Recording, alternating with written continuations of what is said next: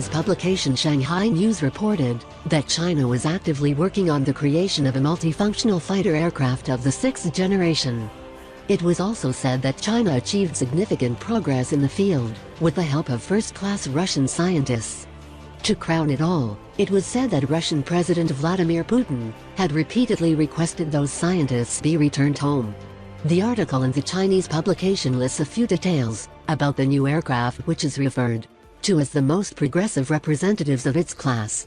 The airplane has an advanced navigation system, able to function effectively in complex meteorological conditions at any time of day and year. The fighter, known as Hualong Fire Dragon, comes with the inertial navigation system, Doppler speed and demolition meter, automatic radio compass, navigational radio technical satellite system operating at long distances, near navigation radio technical system, system of determination of mutual coordinates and signal light. It will be difficult for a non-specialist to tell the difference between the above-mentioned aircraft and a fighter jet of the fifth or even fourth generation. Specialists may find it a hard nut to crack too, because there is no common concept of the sixth-generation aircraft yet. Fifth-generation fighter jets are only being introduced. In March of this year, it was reported that China adopted the J-20 aircraft, which was premiered in November 2016.